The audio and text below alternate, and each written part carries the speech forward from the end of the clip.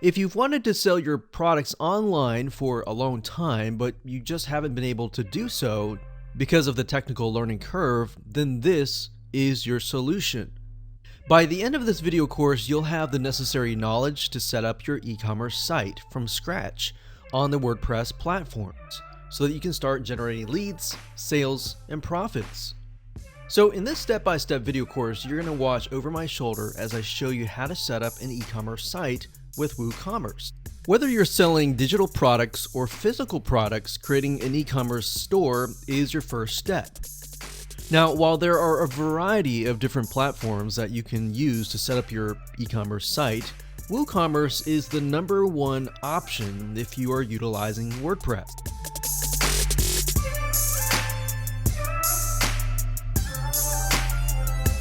And we're going to talk about the general settings of WooCommerce. Now, before we talk about that, I want to show you the basics of installing WooCommerce and, of course, getting your WooCommerce theme. We talked about WooCommerce themes in the previous video, but I assume that at this point you have it on hand. Okay, so first things first, you want to log into your WordPress administrator dashboard, as you can see here. So next up, you want to go to plugins, add new, click upload plugin, and of course you're going to see this box here. So what you're going to do is down here, you're going to type in the keyword WooCommerce. Now, if you've already downloaded WooCommerce, the plugin, you can also choose file, install now, and go through this route here. But the simplest route is simply to type in the keyword. As you can see here, what I've done here, WooCommerce, and of course you'll see this here. Next up, click install now. Once that's uploaded, all you need to do next is simply click on activate.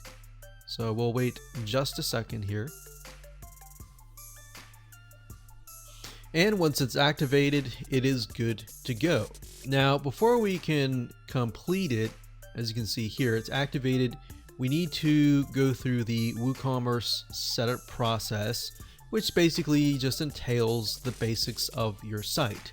So it says the following wizard will help you configure your store that you can get quickly up and running.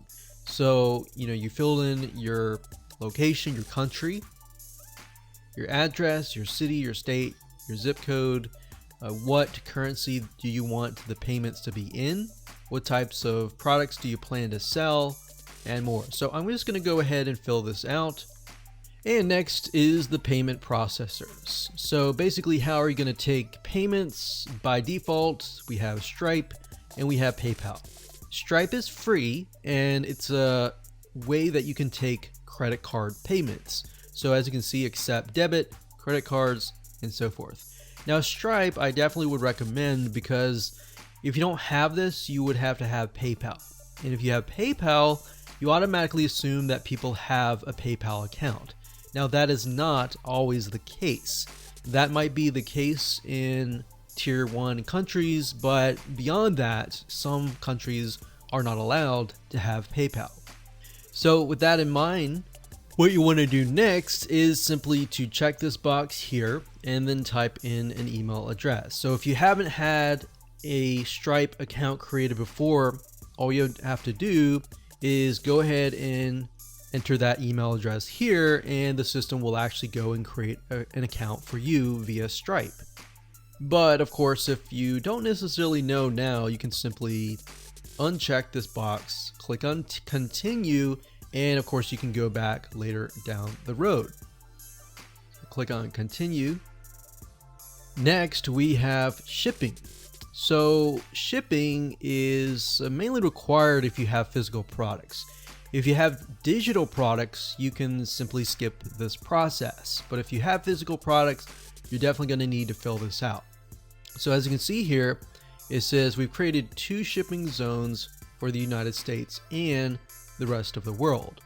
So down here, we can set the flat rate if we want to do that, and the flat rate for other zones.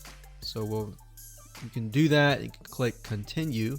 And of course, if you're not sure right now, you can simply enter 0 and do it later down the road. And of course, next after that, we have the recommended, activate, and ready. Okay, so the recommended for all WooCommerce stores simply are different features and options that you can have. They're not necessarily required for you to have. So for example, it says storefront theme. If you want to integrate the initial theme, which is called storefront, you can do that. If you have a different theme, however, you're going to want to uncheck that. Now it says automated taxes. It's got WooCommerce admin, so you can manage your store's reports. MailChimp. Now you're not going to want to have this if you have your own email autoresponder service. So for example, if you use ActiveCampaign or GetResponse or Aweber, you're going to want to uncheck that. And of course it says Facebook, enjoy all Facebook products combined into one extension. Pixel tracking, catalog sync, messenger chat, and all the above. So you can check these if you want to, but in my opinion, I would simply uncheck most of them and move forward. Okay, so we're gonna click on continue because I automatically assume that you're gonna have a different WordPress theme. So after we click continue, the next step is to activate, and we're almost done. So it says connect your store to Jetpack. In my opinion, however, don't install Jetpack because it has a lot of things that you don't necessarily need. So we're going to click skip this step. Okay, so it says the next step is to create some products, which we'll talk about in just a minute. I'll show you that later. And everything is ready. So let's go ahead and click on view dashboard. And let's just go back to the WordPress administrator dashboard. So to access the WooCommerce plugin, all we need to do is go under here and here. Products are located under a different sidebar option called products. They're not located under the WooCommerce section. All right. So in this video, we're going to talk more about this section right here. Now, in terms of installation of the theme, I want to show you that right now before we move forward.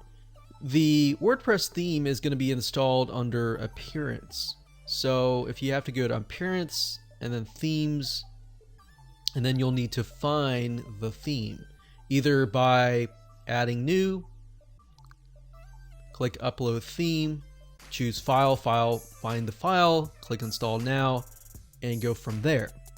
So that's what you would most likely do if you have a WooCommerce theme that is separate and you've purchased that via maybe Theme Forest, via Creative Market, and more. Okay, so in this case, we've already installed the theme. In fact, it's a free theme called Deli right here. So what I'm going to do is click Activate. And here we go. So the theme has been installed and we're good to go. Now, different WordPress themes for WooCommerce will be different. So it really depends. So I can't really show you the theme that we're using because it's going to look totally different than ours. But the basics are, once you've installed the WooCommerce theme, you can simply go to customize and of course customize the header, the footer, the images, and more. And a lot of times the WordPress WooCommerce theme will come with documentation to walk you through step by step as to how you can customize that particular theme. Now, that out of the way, let's go back to WooCommerce here. So we'll go over here. And here we go. So if you look at WooCommerce initially, you're going to see the performance reports, the charts, and more. So we can see the date range. So as you begin to make more sales, you'll begin to see more data right here. So that's why it's empty right now, because we haven't actually launched an actual shop. But this gives us a good idea of what is selling, what is not selling, and what our customers really want, so that you can focus on that. So if you go under orders here, we don't see any orders right now. But when we receive orders, you'll need to just go to WooCommerce orders and you'll see them all here. In terms of coupon codes, if you've created a product and you want to create a coupon code, then you can come here, you can create your first coupon, like so. You can enter a custom coupon code if you want to, or you can simply click on generate coupon code and it'll generate a random coupon code for you. So you could do that, or you could type in something like Black Friday, maybe 50, saying 50% off, something like that. So it's really up to you. You can either do customized or you can do random. Now, if you scroll down, as you can see here, it says general discount type. It's a fixed cart discount, meaning it's a one-time percent discount, maybe 50%, which can vary depending on how much somebody actually buys, and then fixed product discount.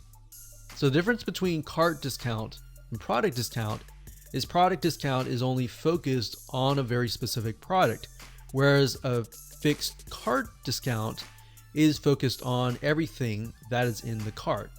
Obviously, if you choose that, then what we need to do here is, let's say we're going to do a coupon count of $50, and you can either specify that you want the coupon to expire, or you can leave it blank if you don't want it to expire. So usage restriction basically restricts how many times the coupon can be used.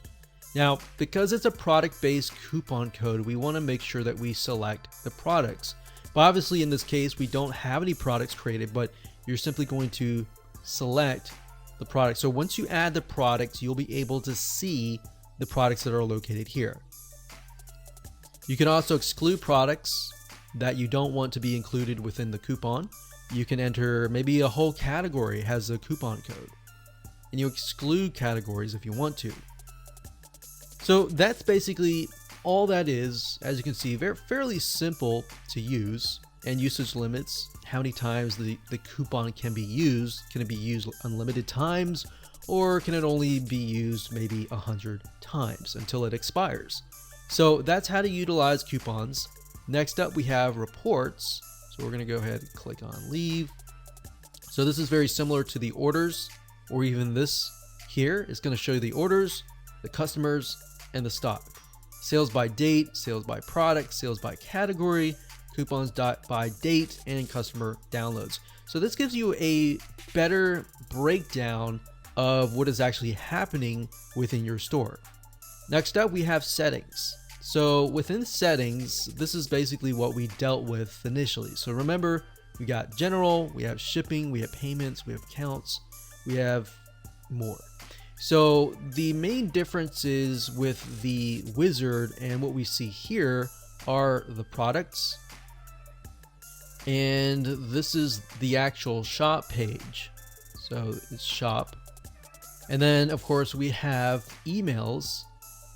And what this means are, these are emails that are sent to the customer, such as reset password, new account, order on hold, processing order. So you can change these if you want to, but you don't have to. But it's nice to have to just start off right off the bat. And that's it. Now let's move on to the next video and talk about how to go about creating brand new products or adding products to the system.